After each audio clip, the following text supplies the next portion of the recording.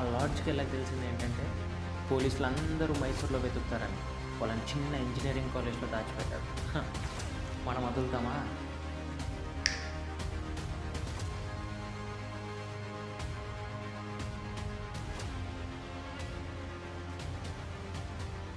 Sir మీ కూతురు దొరికింది.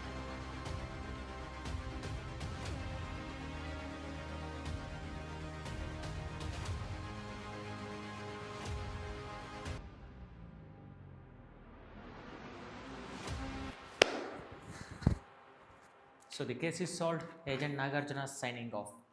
మీది మొత్తం 20,000 అయింది, 2,000 ఎక్స్ట్రా. నీ పేరు? రోహిణి.